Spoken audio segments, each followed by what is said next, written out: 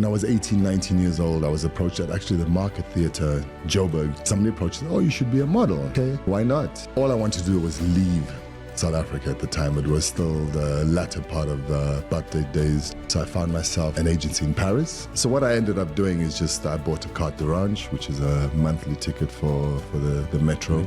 And I would do this, pick a spot in the subway, man. And every day I'd go to a different place in Paris. I basically self-educated myself in the city on art and fashion. When I was in the European spaces, I remember working with this Italian photographer, and he said to me, you need to move around because what's hot today is cold next month. Yeah. So you got to just keep on going. And agencies don't want you when you're established. They want to be the ones to say, I found him in Africa.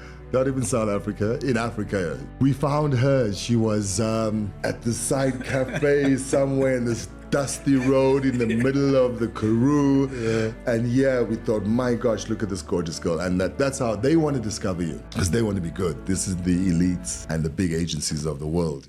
Welcome to the Listen to Your Footsteps podcast. I'm your host, Kojo Baffoe. In this podcast, I speak to Africans from across a multitude of sectors, including business, art, culture, media, design, technology, advertising, and everything in between, delving into their journeys and reflecting on the lessons they have learned along the way.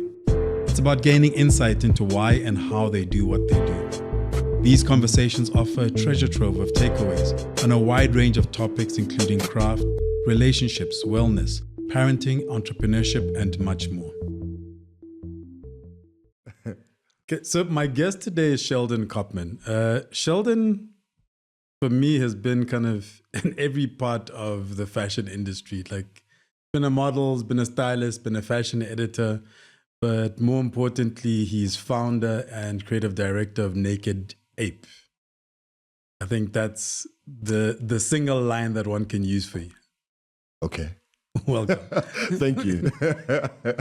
Where does the name Naked Ape come from? Like, what's the motivation behind the name? There's nothing, people always think that you got to find like this high level inspiration behind the name. But for me, it was very simple.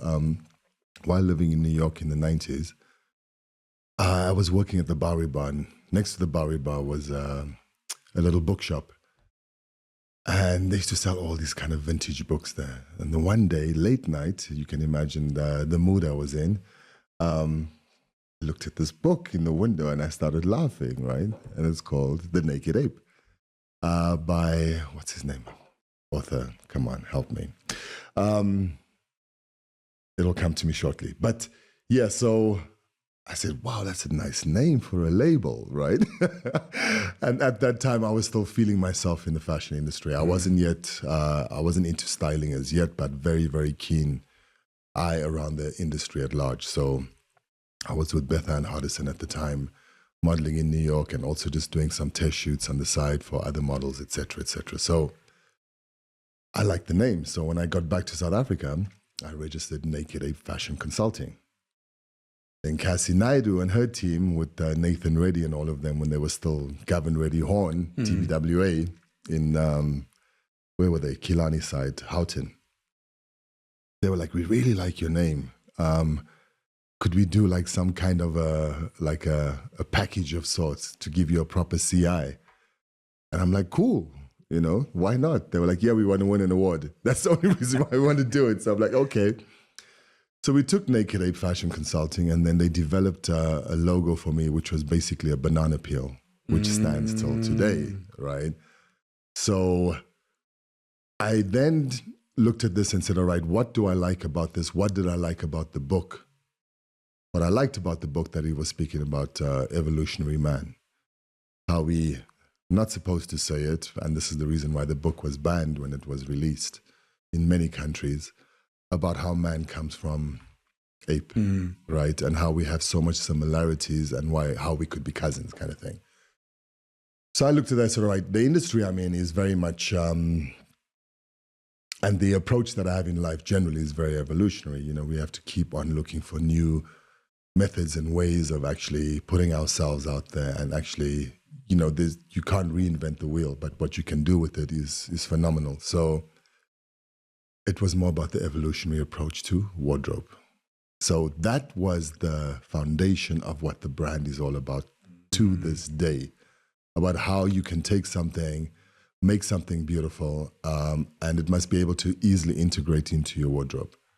Then later on I coined the phrase of ethi-eco squared, which is ethical, economical, and ecological. And that was also another very strong footprint in the identity of the actual brand.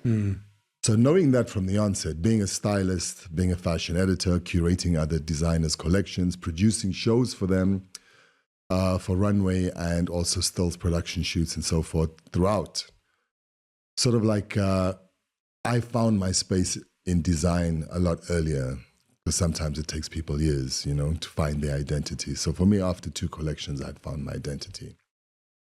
And that's based on the fact that I had this very strong identity of, and this very strong direction when it came to the evolutionary approach to wardrobe. Yeah, so that's where Naked Ape comes from. Deep, right? So there is something. You started off going, people always expect some kind of, and then you had the story for us. And it makes sense. Like the naked ape, the human being, because the ape has fur. So the human being is basically the fur. If you want to take it to that literal space, yes, but we choose not to go there. But how do you end up in New York as a model? Well, you talk about kind of finding that identity, or at least at that period, you were still kind of finding your path, in fashion as a designer, etc. How do you, from where you started to getting to be a model in New York? Was that a plan? Let me run you through that. I won't even walk you through it. Look, it was a very simple thing for me. Like, I was approached when I was 18, 19 years old. I was approached at actually the Market Theatre, Joburg. It used to be a hot Saturday spot. Yeah. Where everybody congregated from all boroughs, south, north, east, and west. And somebody approached, you should be a model. I'm like, okay, you got the height, you look good enough. All right, okay, why not? But your scar might be an issue. Back then, there was no touch-ups like that. So I said, well, let's see what happens. Joined up with Network and Gatsby. They were one agency run by Liana, and Bethia was my booker, she and Bridget. And we got along really, really well. And I said to them, guys, look, I'm in this because I want to be on the pages of GQ. I want to, make some money with this, but I also want to be exposed internationally. Yeah, cool. Right. So for me, I had a timeline. If I cannot achieve what I need to achieve within X amount of time, I need to go get back to school, or I need to try something else. Mm-hmm. So I've always been a very curious person, and also a very, how do I say, not fidgety, how do you call it? It takes a lot for me to settle. Mm-hmm. So all I wanted to do was leave South Africa at the time. It was still the latter part of the apartheid days, just before we had our first democratic election. And I was like, okay, I'm out. So I found myself an agency in Paris, PH1. And I was supposed to be there in March. I ended up being there in June, and I got there in June. And they said, no, can you please come back in September? And I'm like, guys, you kidding? I've saved up all my money, come all the way from South Africa. It's not like I'm next door. I had to apply for visas, this, that, and the other. I'm here. They were like, well, the agency's closed for the holiday season. Oh, yeah. You need to... Summer, you were during summer holiday. And I was like, it was my first harsh reality check. I was like, okay, things work very differently here. Mm. And luckily I had a place to stay. Thanks to Samantha. If she ever does listen, I'm very grateful. And so what I ended up doing is just I bought a carte d'orange, which is a monthly ticket for the metro. And I would do this, pick a spot in the subway map, and every day I'd go to a different place in Paris. I ended up spending 5 days at the Louvre because I got a comp ticket from one of the dancers. And I basically self-educated myself in this city on art, on fashion, and also this very ancient world. I can tell you this much. I was terrified, coming out of a country where, you're not allowed to coexist or hang out with other ethnicities, particularly white people. You can't explore. You cannot. So I was like, I could not believe what I was seeing in front of me. Black and white dating freely, kissing in the streets, running amok, the guys there, living their best lives, feeling so free and easy. And I was like, wow, this is incredible. But I was still living in this fear of, somebody saying to me, you cannot sit there or you cannot do that, which wasn't cool. And I realized from that trip that I needed to get this phobia out of my mind. This needs to be gone. So Paris, I did not a single job in Paris because, of course, the agency was closed. I was there for 6 months, and the time the agency opened, I was in there going to castings, but not a lot happened. Came back, worked in some nightclubs for a few months, and then I went out to Istanbul. Met up with Ifimal, designer of Ifimal, and Clive Johnson, Chadford Johnson, who was quite a famous model in South Africa at the time, and he was out from London. And we met in Istanbul, we shared a space there, and work was good. I worked a lot, did some campaigns, had billboards, shows. It was really, really good for me. GQ magazine, Esquire, Car and Man, that kind of stuff. So I built up a nice portfolio there. And then 6 months later, came back to South Africa, voted. And then shortly after that, I went out to Vienna, from Vienna, Italy, back to Vienna, then to New York. Got to New York, got an agency first day, Beth Ann. Well, it was just blessing in disguise because it's difficult for any man of color to get an agency generally in those kind of markets. And the first thing she asked me was like, okay, why are you here? Why are you here? And I'm like, well, I'm here to learn. America is one of those countries that the whole world looks at. You guys are so good at propaganda. You're so good at marketing yourselves. And everybody thinks you are this bursting, confident nation. And if you make it in New York, you can make it anywhere, kind of thing. And she was like, okay, right. What do you need? I said, I need a part-time job. I've got $300 in my pocket. I'm going to need to eat. And I found a place to stay. But yeah, so she hooked me up at the Bowery Bar, which had just opened at the time. And then they sent me out everywhere. From Bruce Weber to Ellen von Unwerth from the entire Condé Nast, the GQs, the Esquires, the Details, all the magazines you can possibly imagine. I went to go see everybody literally within a week. It was fantastic. And because they already position you as somebody who can get in there. So what was nice and interesting is that, yes, people took a liking to me, photographers especially, and they all told me the same thing. They're like, Shaldon, you need to hang out here. You need to stick around, because right now you're not black enough and you're not white enough. Like Tyson Beckford was a benchmark at the time and we were at the same agency. And Tyson was chocolate, right? He still is chocolate. And that is what the market is about. It's black and white. Later on, you sort of had that strong Latina influence coming in. Later on, there was that strong Russian influence that came in, Eastern Bloc. So yeah, I did a couple of jobs here and there, did nice shows, Joseph Gibault and things like that.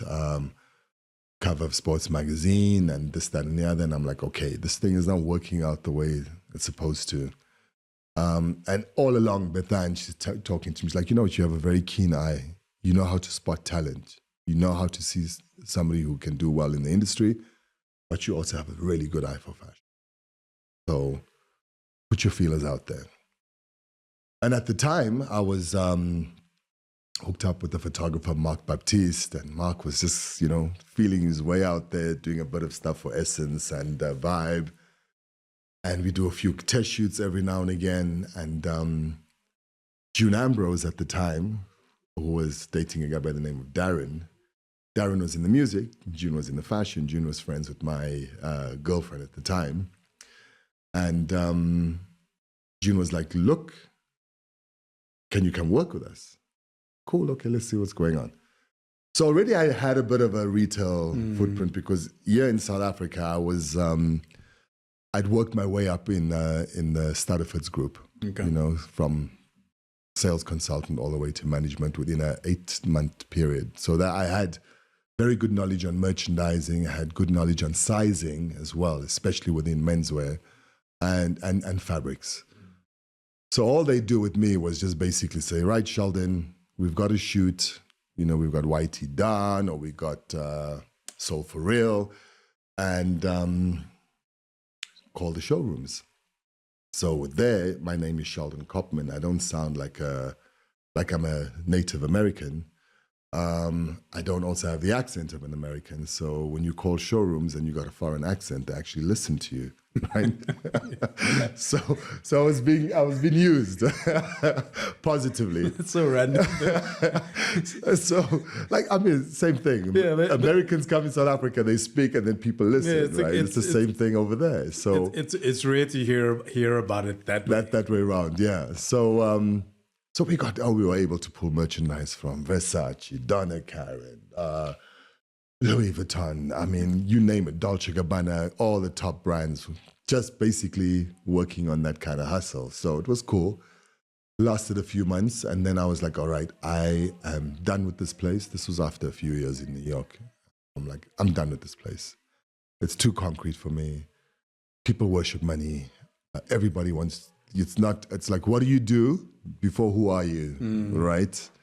Or where are you from for that matter? It's what do you do?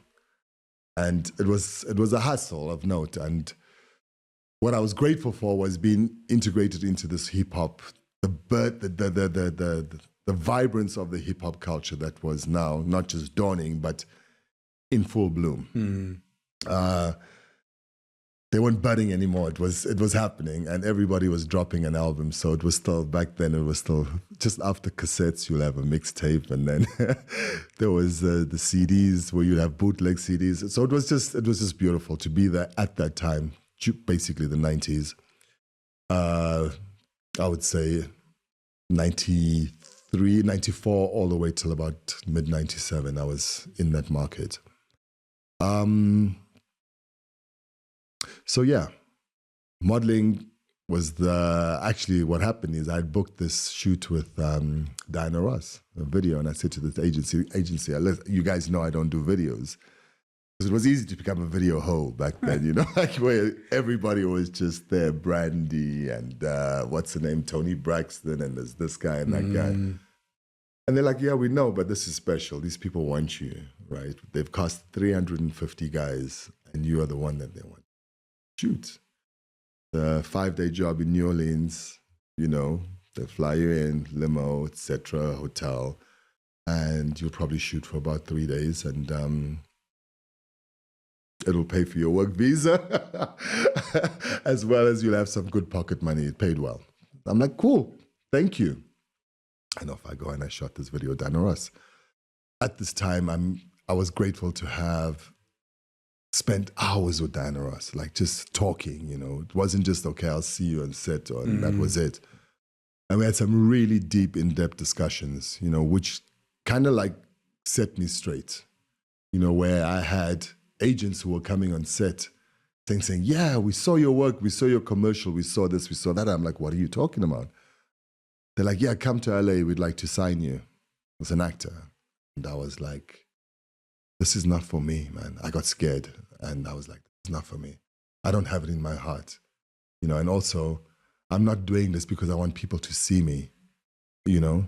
I'm doing it because it's a means for me to get around, but also for me to achieve something and to see how good I am photographically. The acting thing is funny, particularly within context of this country, because of that transition. Like, I worked at a book as a book at an actors agency. Right. I think it was early 2000s. And in the beginning, as things started opening up, it was people just trying out. It's Right. like, here's an opportunity. By 2001, 2002, when I was a booker, agency was starting to go, but have you studied? So it went from, we're opening doors, we're going to try out, to, Right. have you done musical theater? They used to talk about triple threat. Like, if you can sing, act, dance, there's more work available. If you can just do one thing. And I joined the agency when I moved to Joburg. You'd make a fantastic actor, man. Look at you, man. Huh? One day I'll unpack the full story. I've seen you morph just with the hairstyles over the years, facial hair. But I'll unpack the full story. I went for an audition where, on a soapy, where one of the main actors actually phoned me to say, hey, listen, there's this thing, and I think you'd be great for it. And she left set to actually come audition with me, to do the reading with me. Right. And I was bad. And she phones me the next day, not knowing. Was it a bad because of nerves or just the fact that it was unfamiliar territory? So I established very early. Yeah. When I went to a couple of auditions, I did the ad stuff and everything, but for acting, I discovered very early, perhaps there's a great actor somewhere deep down inside, but all I know how to do is be myself. Yeah. And so act yourself, basically. Yeah. And that's the role of life. Yeah. Like they tell you, don't act, be. Yeah. Don't act as somebody else, be somebody else. I'm like, what do you mean? Like I'm pretending to be somebody else. Like, and I did enough auditions, even with casting directors that I know, where we sat down, we had a conversation, and I withdraw into myself when I'm trying to, and so this friend who's actress phones me and she didn't know what to say. And I'm like, listen, don't worry. I know I was bad. She's like, yeah, but you've been on camera before, et cetera, et cetera. I'm like, yeah, but that's as myself. Like, Yeah. I've done interviews. I do this. Yeah. I've been in spaces. I know how to be me. But this submerging myself in somebody else is not my thing. It's a tough thing, because we're always looking for understanding of self, know thyself and understand how you can become a better person all the time, right? That's the life we live, and that's part of our upbringing and our root as African men, as African children once upon a time. So now having to play something totally different, I couldn't. Yeah, it's a difficult thing. And you are right. I wouldn't know where to start. You hear about actors going mad or becoming abusers of substance after certain roles because they just cannot get back to themselves or what they were once. And then they've got to go into this rehabilitation care where they have to reconfigure out who it is that they are because they get so absorbed. I think it's marvelous, but at the same time, it's soul destructive, to put it. But it's not for everyone. It's not for everyone. Some people can do it. There are people that can do it, and they do it. Yeah, no, I admire amazingly from like a craft perspective, from a kind of being. And we both have friends who can do that really well. I admire that. And it's like, yeah, great. But it's recognizing, and I think in a weird way, like you and I have both individually, we spend a lot of time trying to figure out ourselves. Exactly. And who we are and where we are in the world and what we're trying to achieve. And I think sometimes when you're that focused on something that is constantly shifting, because I haven't necessarily, I understand the core of me, but I haven't necessarily found perfect balance, right? In terms of making sense of myself within the world. And I think when you approach the life or the world like that, it then becomes extremely hard to kind of step away from it. Absolutely. Because it's still shifting. We're always learning. Yeah. You know, it's a daily thing. It's a minute thing. And of course, we're not always learning because we are forced to learn. You know, there's certain things that we actually look out for.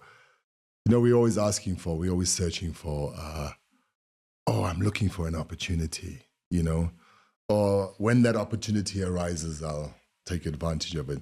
But it's something that you're looking for in one direction. Whereas these things are around you all the time. Yeah. That's why people don't take enough time to actually just be quiet and look around and feel themselves and re-understand themselves and recalibrate themselves a lot of the time. You know, you got to take stock. You know, when you get to that point of complacency, is when you start getting sick. And that's when you are now getting angry because you're frustrated with this life you're living. So I found that within myself as well, you know, having to, hey man, hit rock bottom and come up again, you know? So the yo-yo effect. And when you're at the bottom, it's about, what do I do now? You know, is this a give-up situation, which I am not actually designed to do? And how long am I going to stay here? Or how soon can I get out of here? What do I need to do in order for me to get myself back up there? So yeah, and back up, that doesn't mean you need to be at the top, you know, just means that you got to be nice. You got to be afloat. You know, your head has got to be above water. And you know, we come from that school. So yeah, back to the modeling. I mean, look, by the time I'd finished with the Dan O'Ross video, I decided that I'm going to stop. And that could have been the turning point of my career. But I was so intrigued with what was happening backstage. I mean, Patty Wilson was the stylist on the job. And I absolutely loved what she was doing. And I was so intrigued by this. I thought, right, I want to work behind the scenes and I want to enhance, whether the model, the actor, whatever, I want to be able to, put my vision to their feature, you know, kind of thing.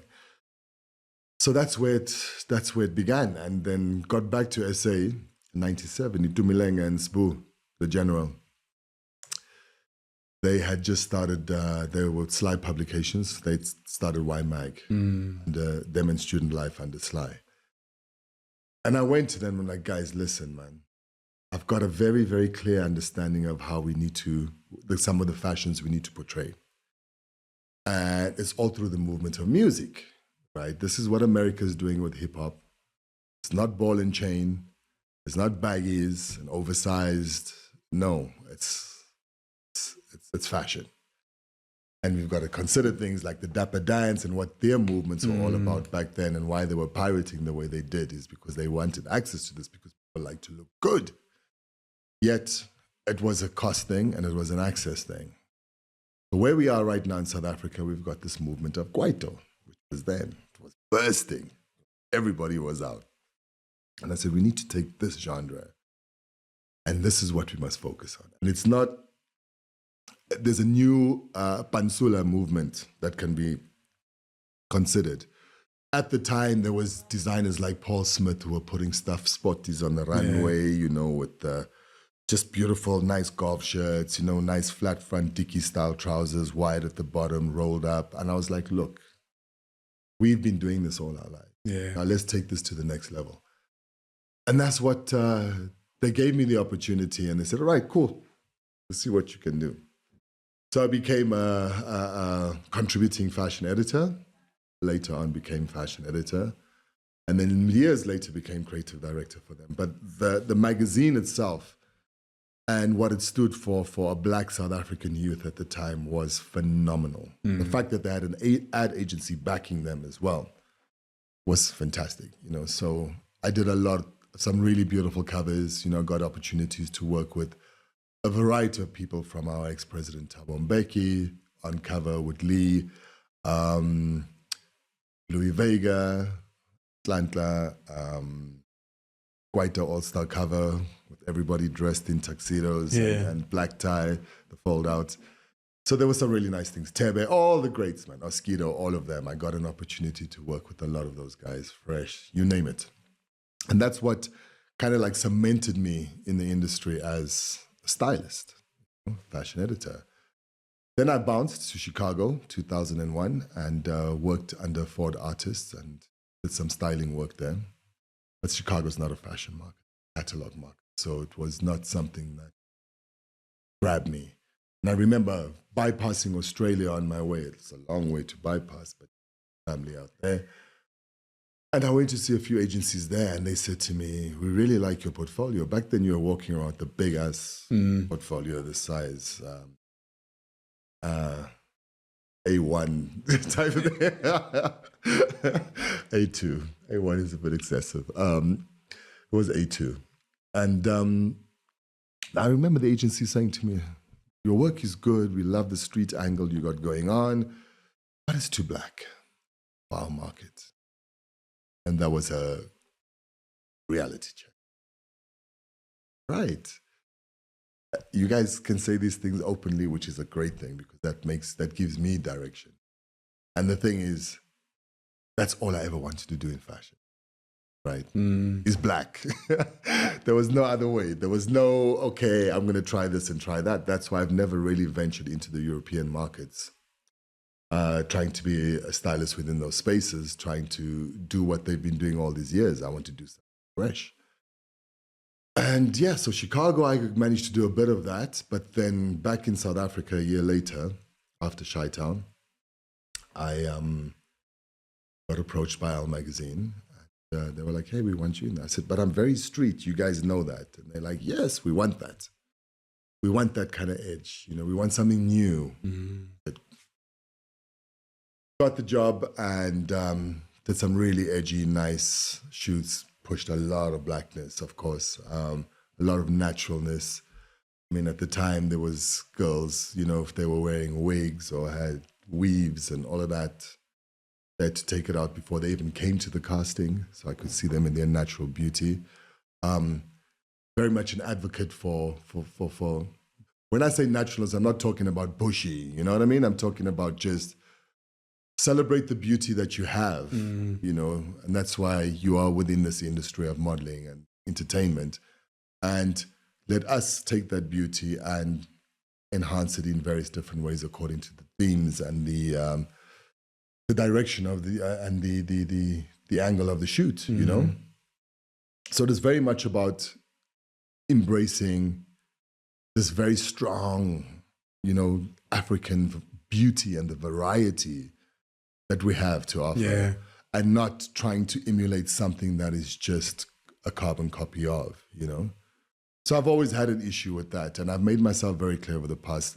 Of late, I don't talk too much about it because, I get lashed left, right, and center because now, you know, I must allow people to be. And I'm okay with that too. But also, I am a bit of a visionary. So, you know, I see and I appreciate so much beauty and the abundance of beauty we have within our continent, right? And the various shades of blackness that is just absolutely stunning, right? But you've always been very kind of, you're clear on your perspective.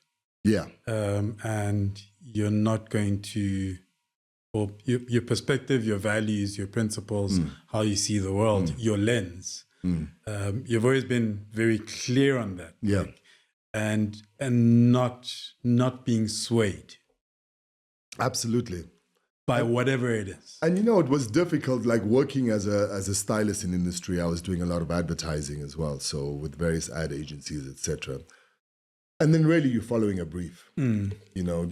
And then also I was working on other people's brands, fashion brands, whether it be Edcon or whatever. And what you contribute to that, you realize, actually, I could be doing this for myself in the way that I want to do it. But it was the best learning lessons ever because everything I learned so much about art, creative direction, about photography, and built these relationships with all of these wonderful human beings, these stalwarts within industry. I could list a few, but yeah, look, they know who they are, and I've told them many a times. There's also a fickleness to there's a fickleness to the space, right? And that's what I did not enjoy. And yeah. I remember when I joined this actors agency, and I moved to Joburg and started an IT company. Right. So, those days, I think I was still shaving my hair bald, with the goatee. Once a week, everything is, it's clean, it's cropped. You should tell them you were a model as well. I had a brief stint as a model in Basti. Oh, actually, yeah, no, I did. No, you were a model. This guy was booking, man. But I remember I was being positioned as, the cappuccino in those days. Absolutely, as we are, yeah. But business, it's kind of business person. Yeah. And then at some stage, I was like, I just decided to grow an afro. And I remember my agent telling me, you know what, you're not going to get work because this is how we're positioning you. And I'm like, I haven't been getting work anyway. So I'm not going to now, I want to do this now. So I grew my afro, and it happened to be when Big Brother happened. Right. With Evan Damon. Yes. And then he came out cappuccino with an afro. And then Yusuf, Joey Razdi. Yes. He then transitioned from banking to comedy. Absolutely, yeah. And then all of a sudden I got work. Yeah. Because my afro happened to be long enough at a time when it was a popular thing. It's a popular thing and it's trend setting, yeah. And I was, people would be like, oh, it's great you're getting work. And I'm like, it literally is the luck of the draw. It has nothing to do with my personality. It just happens to be, I happen to be light-skinned with an afro at a time when everybody went, ooh, light-skinned afro works. Yeah, but you see, that's how the industry works really globally, that's why I would, like a lot of models who come to me and say, Shaldon, okay, we want to do this, we want to do that, we want to travel, I'm thinking of cutting my hair, all of that. I'm like, no, you know what? Get out there into the world, right? It's okay. You need one lead. And you go from place to place to place. What we don't realize is like when you're in the European market, you can go from Amsterdam to Paris, train ride. Yeah. You can go from Amsterdam to Düsseldorf to Munich to Berlin you can move around all the way into Eastern Bloc, all the way into Middle Asia very, very easily, all the way into the UK very easily. Right? It's not like it's going to take days for you to get there. Now you must settle yourself in and look for accommodation and be that. No. So when I got there, when I was in the European spaces, I remember working with this Italian photographer, and he said to me, you need to move around. Because what's hot today, right, is cold next month. Yeah. So you got to just keep on going. And once people see you, and it takes the right person to see you, who says, okay, I like this look, and this is what I'm going to use for the next season, you're in. And this is the kind of advice that I'll give to any startups as well. And agencies don't want you when you're established. They want to be the ones to say, I found him in Africa, not even South Africa, in Africa. We found her. She was at the side cafe somewhere in this dusty road in the middle of the Karoo. Yeah. And we thought, my gosh, look at this gorgeous girl. And that's how they want to discover you. Because they want to be good. This is the elites and the big agencies of the world. Because that's also their propaganda. That's how they position themselves. It's like, we have an eye. We have an eye. We find everywhere to find these people. Absolutely. And that's what they do. So you coming in that market all established there at the age of 23 as a girl, they already look at you and they say, you're too old. Yeah. Whereas if you are galloping around Europe and you're 23 years old and you land yourself in New York, they're like, cool. Because you've worked with this one and that. So it's a very fickle industry, very superficial as well, but also very genuine in many, many ways. A lot of people think that this fashion industry at large is something that is just completely fake. Yet the people who are doing the best work are the ones with them. Right, and the most genuine. And the reason why they seem snobbish and they seem like they don't want to be here and they don't want to be there, it's just because they just cannot deal with the fact. I remember working at Elle magazine. It was over-consuming because you had so many functions, 4 functions a week that you got to attend. You've been fashion editor, you know the magazine business. I mean, editor of a publication. It's demanding. But at the same time, you've got all of these energies out there and they all want you, right? They all want your attention for something, right? All to benefit them more than anything else. Very seldom to benefit you, right? Because at the end of the day, it's not how are you? It's how are you? This is what we would like to do, right? Remember my line used to be, I don't get invited to events. My job title gets invited to events. It. Unfortunately, I have to go along with it. And I mean, when I went to Destiny Man, I always say I was fortunate enough to be, 38 years old? So like I'd lived. That, yeah. So all this, all the shiny stuff did not faze me. And I watched young people coming into that space. And I'm like, when you attach your value as a human being to that job, when that job goes, you crumble with it. Absolutely. Whereas with me, when I left the job, my invites, I always say my invites dried up in like 2-3 weeks. Absolutely. And I was cool with it. Yeah. Like I was expecting it. But if I'd been 26, 27 years old, that thing would have broken me. Of course, because the thing is you are riding on that crest. And also you are busy establishing yourself, and people, there's that fame that you can enjoy for a bit, but then it also is the most nauseating fame at the same time, and we choose front or back. You want to be in front of the camera, or you want to be behind the camera. Behind the camera is a lot more comfortable for me. And that's why I got to that point, because I'm like, you know what, I can still live. Yeah. Being in the front of the camera is very, it's taxing.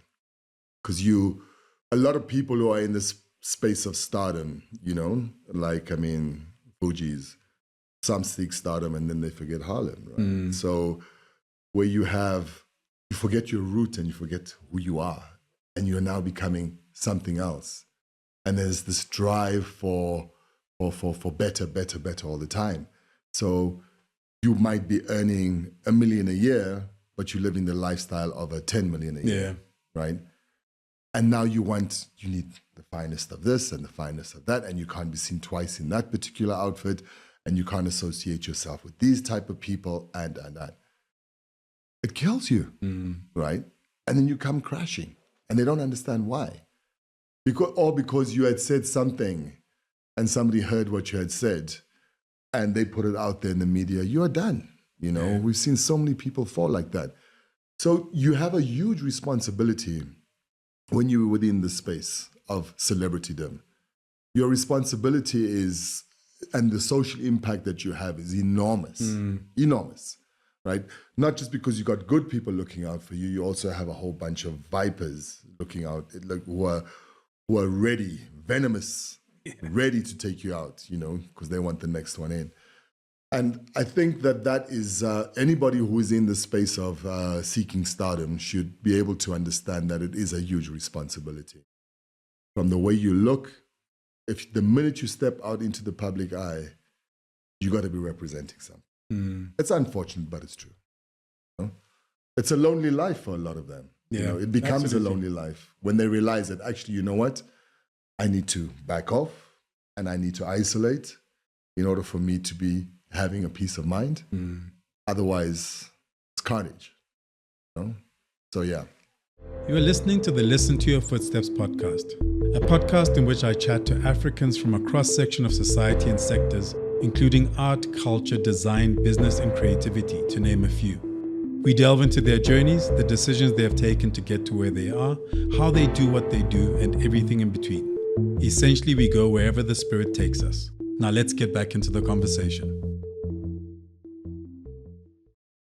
Since starting Naked Ape, I mean, you're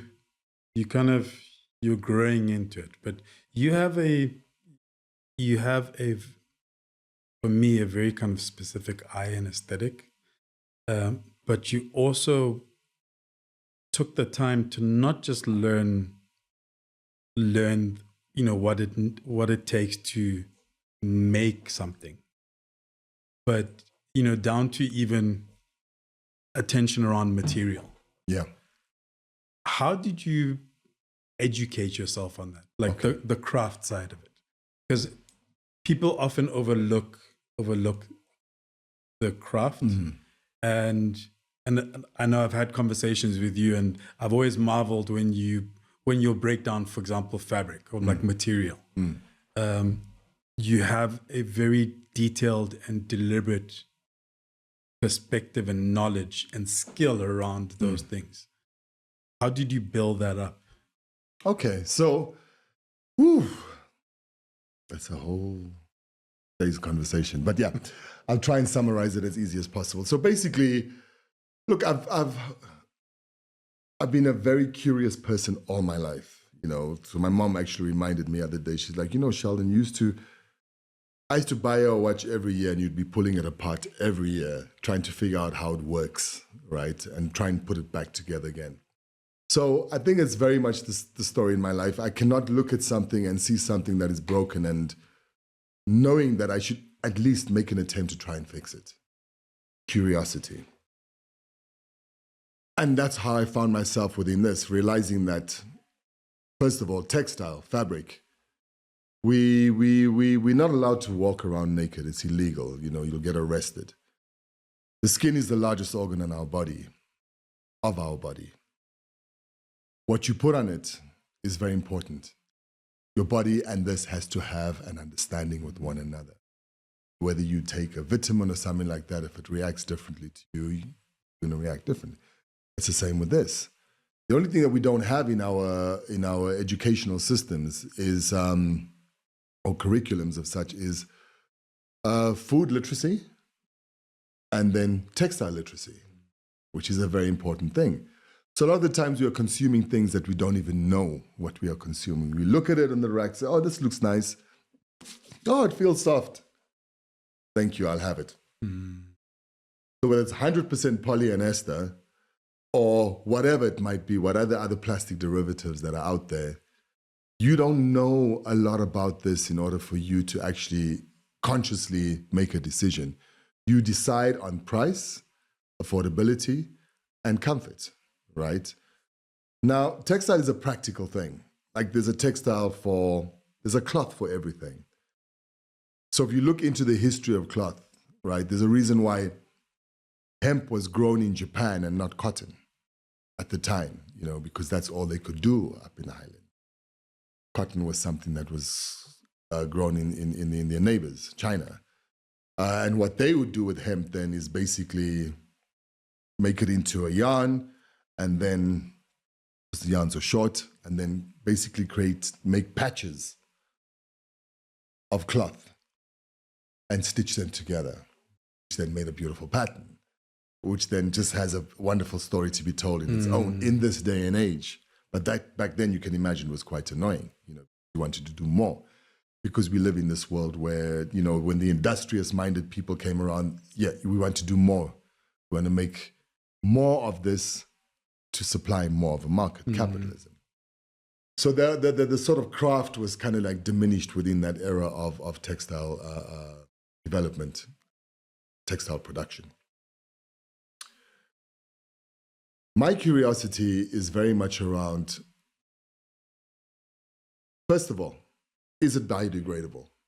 Meaning, can I bury this in the ground tomorrow and it must decompose and become part of the ecosystem all over again, right?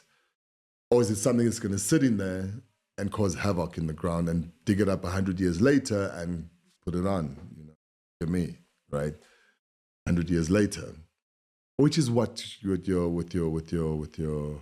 polyamides and all of that, that's exactly what they do, and this is exactly what we don't know. The amount of pollution in the industry, and this is something I was aware of a very, very long time ago. I'm so grateful for. It's not something that dawned on me halfway through my career. It was something I knew from the onset. Okay, this is what's good and this is what's not good. And then also putting it to the test on my own body, feeling what I like and what I don't like, how things were. So everything that I would put out there for client, I know that I've tried and tested it on myself and people around me. at one stage I used to walk around with a lighter when I was buying fabric, because they'll sell you something, especially in marketplaces. Oh no, it's 100% wool, or it's 100% cotton, or it's this, that. I'm like, yeah, it feels nice, but it doesn't behave. You take a swatch, you go outside, you burn it, you'll see how it reacts, right? If it's bubbling, you know for sure there's poly in there. If it burns like hair and it smells like hair, you know it's wool or it's some kind of an animal hair of sorts, fur of sorts. If it smells sweet and it crumbles very finely like paper, it's a silk. Cotton also similar, bamboo similar, rayon similar. Viscose similar. Some of these fibers are man-made. Sorry, some of these yarns are they're man-made celluloses like viscose and rayon, but they are biodegradable. So anything that can find itself back in the earth and decompose, I am very happy to work with. I remember going to a textile fair in India, in New Delhi in 2011. And I went to the organizers and I said, guys, 95% of the textile that you have shown us on this platform throughout this entire fair is polyester based. Where's the cotton? Where's all these innovative textiles? Where's the hemps? Where's this textile that people are raving about? Banana, strawberry, pineapple, soybean. Yeah, but we'll have to make a different appointment. It's one supplier and this. And I was like, you wasted my time, because I had ticked all the boxes of what I was looking before I even went over. Yeah. So yes, long story short, a lot of my education on textile has been trial and error, but also me making a conscientious effort to contact various different manufacturers and suppliers, and also understanding the processing, how actual fabric is made, how yarn is made, where does it come from, where does the entire ecosystem and value chain of making that piece of fabric. That's why I'm very, very precious about fabric. I'll say precious, but I'm also very considerate about how the fabric has been made. Because a lot of the times we are wearing it, people look at the designer, but they don't look at the textile manufacturer. For me, that's really important. Because then you're dealing with farming, you're dealing with pesticides, you're dealing with all kinds of things that you have to really consider when it comes to the end product. So if you're able to tell a story, if any designer wants to come into the market and make a noise right now, they must be able to tell a story from that seed, right? And what makes that seed not Monsanto, right? All right. And why that seed is important, and where that seed comes from, and the indigenousness of that seed, all the way till the final execution of that garment that you see walking down the runway. Japanese people started doing that, right? African people have known how to do this for a very long time. What we have done is we've discarded our processes, right? And now we are saying, how do we mass produce? How do we upscale on our productions? How do we do this? How do we do that? And it's like, guys, please. We cannot be having this conversation in this day and age. We cannot, number one, compete with what's going on in the East. China's light years ahead of us when it comes to innovative ways of producing textile, right? As well as everything else when it comes to garment making. What we've got to do, and what do we need? We don't need automated systems. We need systems whereby we can employ people. So we need to be able to understand our highly creative continent that we have, and to be able to continue to make the textiles that we make, whether it's hand weaving, knitting, whatever, and enforcing and reinforcing our identities of where those textiles are coming from. You see something out of Mali, you can see something out of Ghana. You can understand the authenticity of kente versus the Chinese mass-produced kente that's on the market at the moment, which is a very, very sad story on its own. And you will find the more we are authentic in our methodologies, the more difficult it becomes to pirate, and the more difficult it becomes to mass-produce. At the same time, having to conscientize the consumer of what they are wearing and why they need to consider, the various different textile they put on, so forth, and who benefits ultimately from this. So this movement of fast fashion it's coming to an end. It has to. It's too polluting. It's too destructive. It's been for the longest time, and we're going to get back into a space where we are now going to start appreciating the authenticity of craft. And the more people that are doing it, the lower the price points come down. Because now, and more people are employed. You've stuck to this. I mean, we've known each other. When you were talking earlier, I was thinking about it. Like, we met between kind of New York and Chicago. Yes. In terms of your life. That's right? it. Which is heading for like 30 years. Like, so it's about 25, 26 years. Telling our age, you see. We're supposed to be forever young. You can say looking forever at us young. and say, you know what, we still Ben 10s. But I mean, and so I know that your focus and your uncompromising commitment to what you've talked about, to your values, have resulted, particularly for the business and then for you personally. I mean, there've been highs, but there've been some really low lows. Yep. And I mean, I've got to not watch, like interact with you as you're trying to navigate it. What is it that's kept you going? Because now it feels like you're in a good space. Yeah. You've a lot of hard knocks. You've been in some dark spaces. Yeah.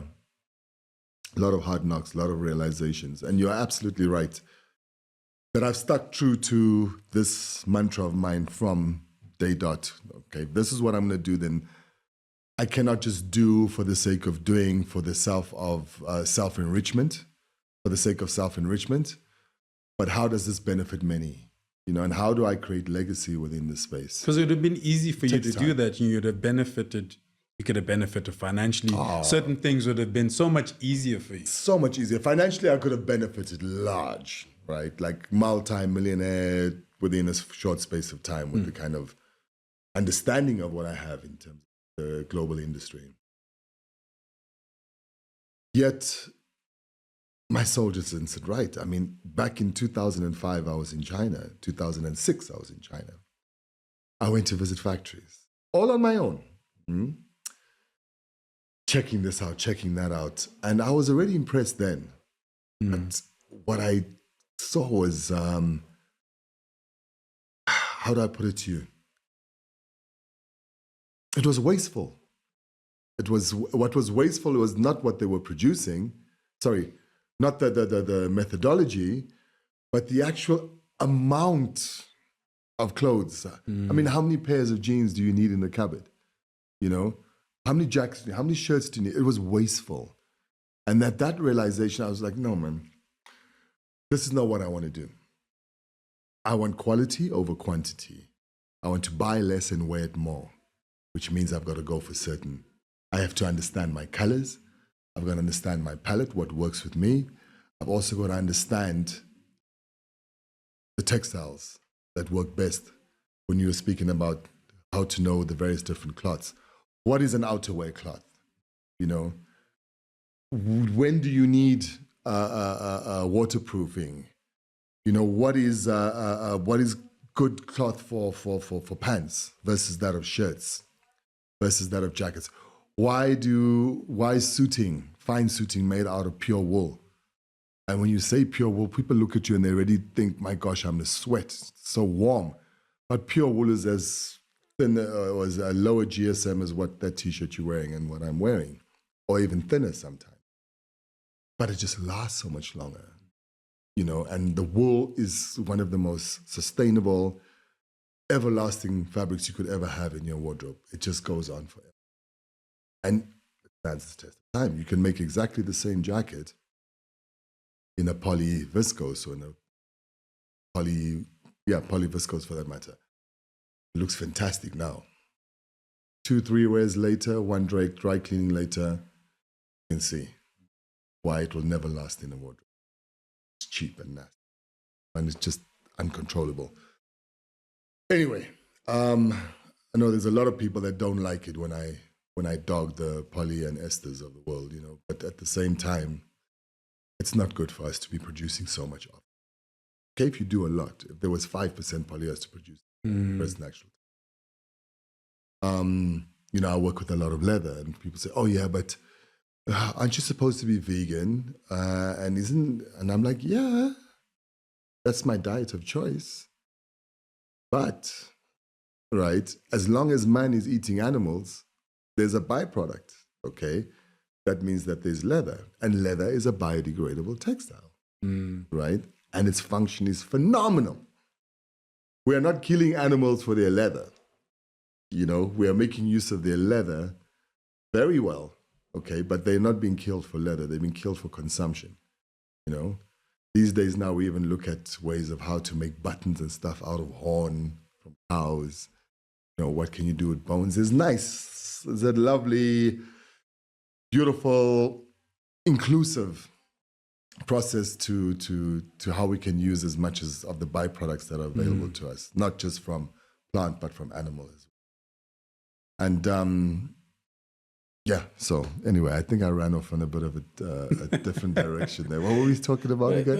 We're talking about, when we were talking about, and it is tied to that, just kind Stay of true to yourself.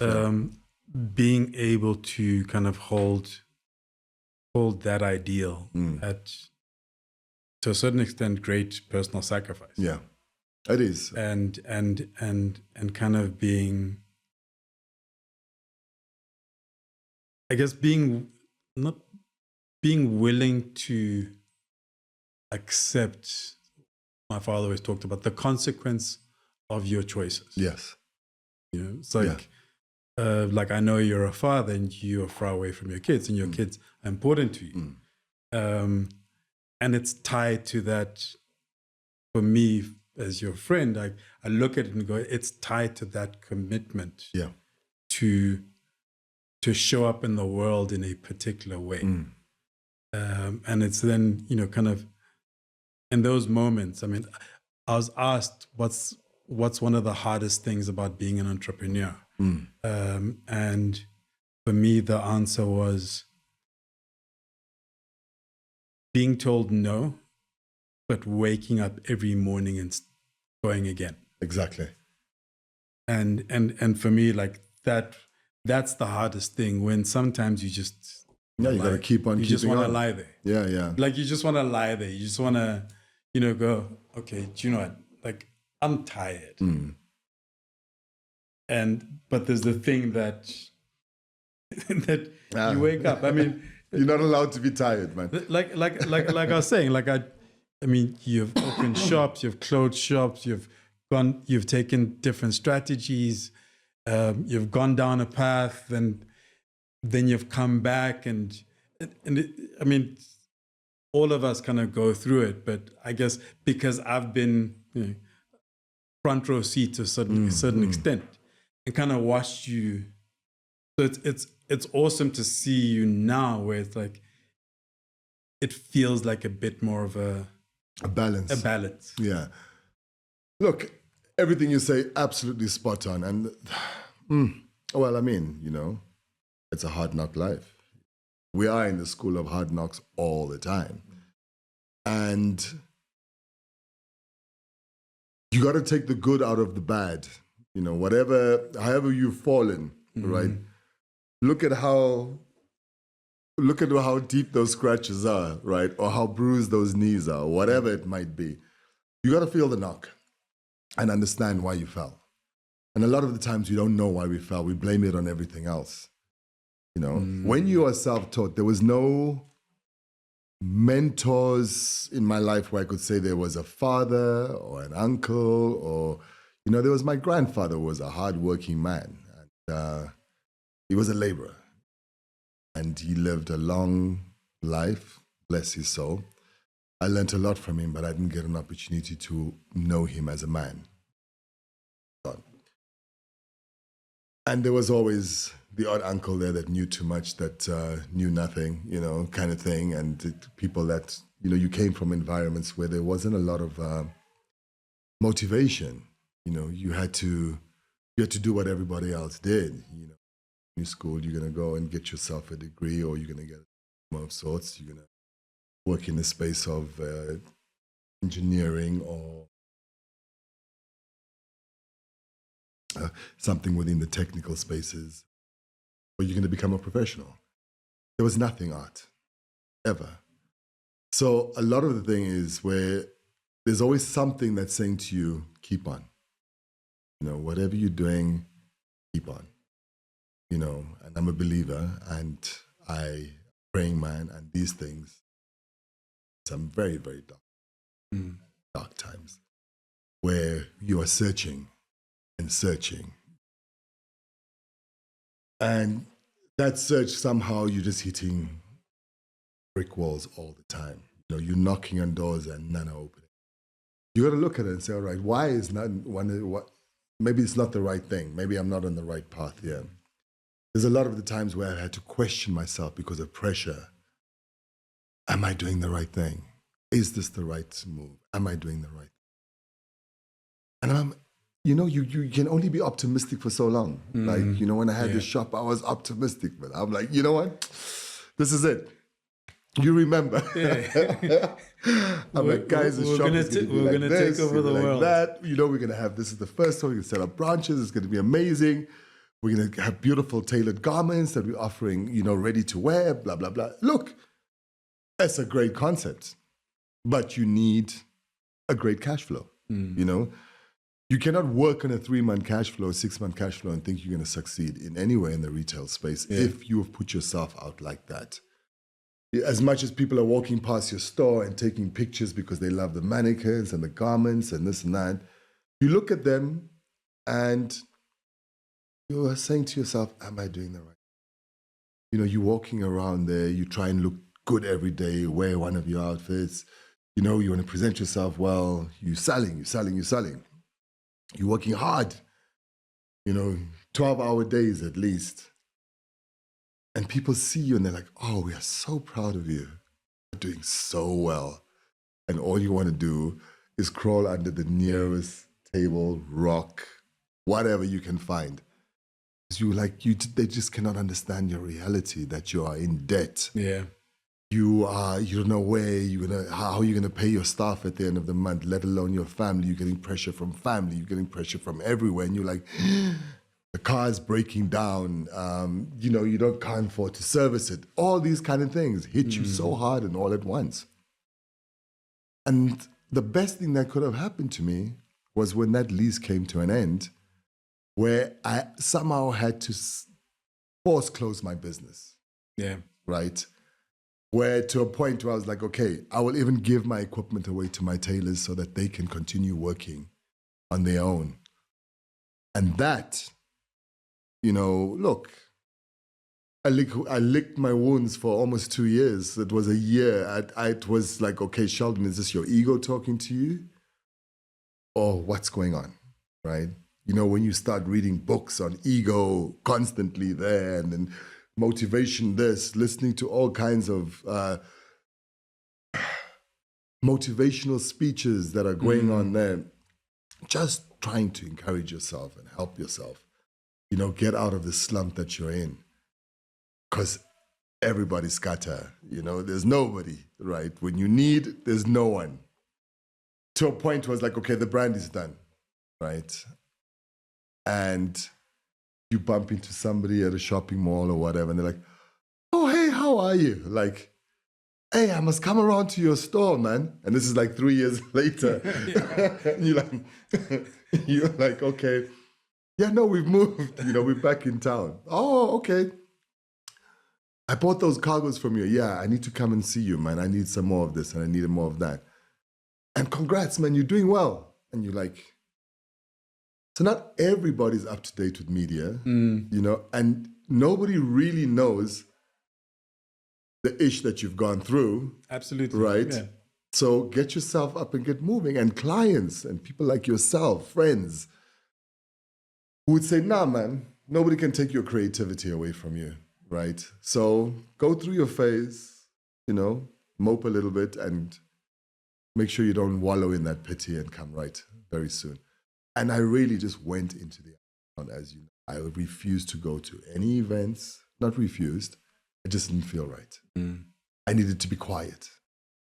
I needed to re-understand myself, assess, reassess, reset, rejuvenate, revive, rebirth, restore, restructure, and then basically started from bottom up again. During COVID time, it was a small studio, as small as this lovely studio we're in right now. And we had a few machines. Clive Rundle borrowed me a few of his machines, borrowed me a cutting table, and it was myself and Rafik and Emmanuel in the studio. And we were just making whatever we could just to keep busy, Clients are great. I mean, people are good just generally. And, if you do good in life, Kojo, that good that you're putting out there is an energy of sorts. It comes back. Absolutely. It comes back in so many different ways. I remember Kevin called me up once. He's a client. And Kevin was like, God told me you need 5,000 Rand. Can I send you 5,000 Rand? And I said to him, Kevin, how did you know that was the exact number? And we laughed about it. And that 5,000 Rand we split at the end of the month, and I gave some to my tailors and I used some of it. And we just kept going like that. And we developed 2 magnificent textiles during COVID, just out of that stand their test. So yeah, also in times when times are bad, or as we perceived as bad generally is because there's a lack of finance. Right? That's what makes it bad.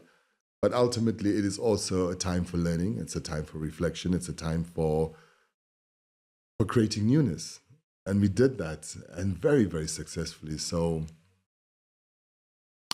some good has come out of it. A lot of good comes out of some really bad times, I mean, I think I've repeated it. Become one of my favorite quotes. I've probably talked about in the podcast before, but it's like an actors roundtable. Yeah. And Tom Hanks was talking, and you're saying, the one thing that he learned is that when things are bad, this too shall pass. But also when things are good, this too shall pass. Yeah. And it's being able to navigate, knowing that it'll pass. It's the yin and the yangs of whatever life. It is. Yeah, whatever it is, it'll pass. So the more important thing is kind of the extent of your life. Can you look back? I mean, I'm not a fan of this, what legacy you're going to leave. It's like, but for yourself, can you? It's left to be seen. Yeah. But for yourself, can you kind of look back and go, do you know what? With the ups and the downs, I do feel like there was, let's call it an upward, there was a movement upward. Yes. And that movement upward is not to say better than, more money, et cetera, but as a human being, like I feel going a sense back of comfort, I've a sense of satisfaction and fulfillment. Fulfillment. Fulfillment. Like I've done fulfillment would be a right word. Like I've done some stuff in my life. And do you know what? In the general scheme of things, I think one of my favorite little anecdotes or quotes years ago, and I hadn't thought about it in a while, but is, for me, success was my little piece of this earth better for my having been in it. Sure. However small that piece may be, like it could be just, my friends and family, but is it better for my having been? Absolutely. And if, many years when I'm gone, somebody will look and go, wow, actually, for this reason or that reason, I feel it was, my life is better for having had that interaction with this person. Then then I've succeeded. It's your contribution. Yeah. Ultimately, I would say that's it. Like, whatever I do, and it's something I question daily, remind myself daily to be a better person, to be a better person on a daily basis. Meaning that, hey man, you know what? You were shouting a lot yesterday, I think you need to tone it down tomorrow. Just cool it a little bit with your stuff there. So, or just reminding myself of why certain people react, hostile from the onset. Is it because I'm carrying a certain kind of energy with me? And how do I shake this energy so that I can see everybody free and people need to see me free? So those kind of things. So for me, I would like to know that, and I think I'll rest well knowing that I've contributed positively to an environment. My environment being clothing and textile, fashion specifically.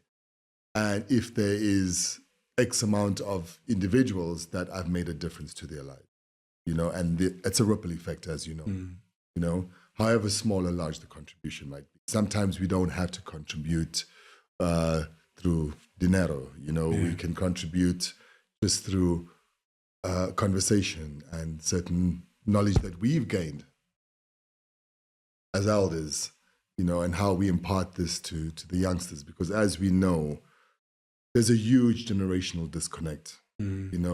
We are very fortunate in our lifetimes, Kojo, to have gone through this entire evolution, man, and revolution all the same, right? We've seen it, man, from what is considered archaic times, right, which was a few decades back to where we are right now. There's very few people that can say they've done so successfully and been able to function in each and every one of those decades of change is what we are, and still going. So what we know is paramount to a transferal of understanding and knowledge to these next generations. So, and that we can only do via conversation, as what you're doing right now. Congratulations for this initiative. I think it's amazing. And it suits you to the T, because you have the patience to listen to other people, right? So, but so that's I think that in a nutshell would be it's my contribution ultimately. What's the one thing you hope your kids will take away from you in your life? Hey man,